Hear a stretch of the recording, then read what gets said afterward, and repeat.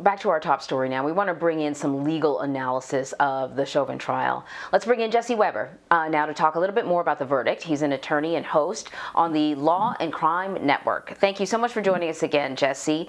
So the next step in this case is the sentencing. It's scheduled to happen in about 8 weeks or so. We've heard over and over again that Derek Chauvin was facing 40 years behind bars.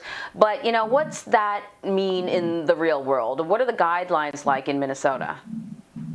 Yeah, so technically he could face 40 years. I mean, we've been surprised before. If you recall, when we covered the Harvey Weinstein trial, I think we were all shocked when he received 23 years, but that was a different state and a different set of circumstances. 40 years is obviously the maximum under the top charge that he got of second-degree murder, but there are sentencing guidelines. And one of the big factors that the judge is going to consider is the fact that Derek Chauvin has a pretty clean record when it comes to convictions. I mean, he has no prior convictions. He might have complaints on the police force. That might come into play. But really, you're looking at somewhere around 12 to 13 years. Having said that, what the prosecution wants to put forward are a series of aggravating factors, namely that what Derek Chauvin did was in the presence of young children. Remember, there were underage minors there at the time this happened.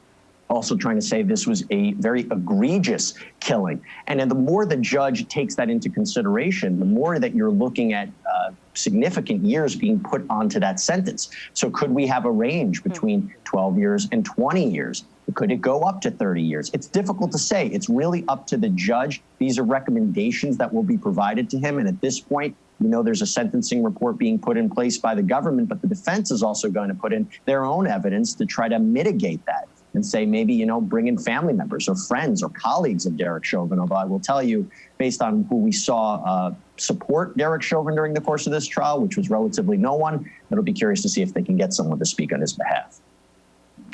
It's so true. And that brings us actually to the fact that he could still file an appeal. Throughout the trial, you know, we've talked to various experts, you yourself included. Some of those have been defense attorneys, and they felt like his defense was pretty weak and that there would be grounds for appeal based on that. They also felt like that perhaps the prosecution came dangerously close to over trying or over prosecuting the case with the number of experts that they put on the stand. As you watched the case, do you see potential grounds for appeal? I do, and I'm not going to criticize Eric Nelson because I think that was the hand that was dealt to him. There were some arguments that were a bit questionable. I don't think it rises to the level of an appealable issue, but I do think that the significant amount of outside forces was a factor here. Whether or not, you know, you agree or not agree with the comments that Maxine Waters made, that potentially had an impact on this jury before they went into the deliberations. The fact that the civil settlement was announced at the beginning of jury selection maybe had an effect on these jurors. The fact that this jury wasn't sequestered during the course of this trial when maybe they should have been could have been a factor. I think the reason these things come into play here when maybe they're not successful in other appeals is because there's really never been a case like this before. Successful appeals are rare, but a case like this is rare. I mean, where do you know about a case that is so high profile? Everybody knows about it, both in this country and abroad. And that puts a significant hardship on a defendant who has the same constitutional rights as everyone else. Now, do I think this will work? Hard to say. But if I had to say, this is he does have significant grounds for an appeal, and it'll be interesting to see how it comes about in the years to come. So while this appears to be the end of the story for Derek Chauvin, it might not be. So in the meantime, the Justice Department is still conducting a federal civil rights investigation into George Floyd's death. What's the likelihood that that investigation may actually lead to more charges against Chauvin?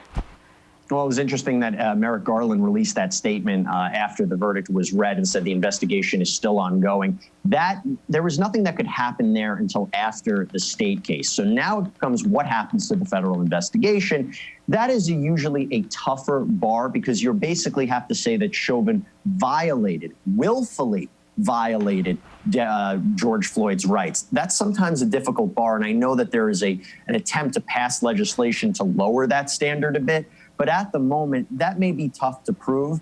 However, if they can convince a grand jury, to ultimately press charges, to file charges, accept charges in a federal investigation, That is significant, and that is added on top of what he's facing right now.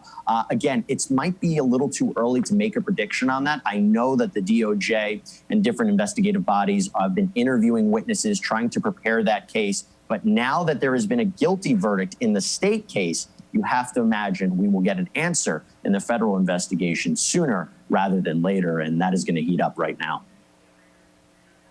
All right. Jesse Weber, thank you very much. Thanks for having me.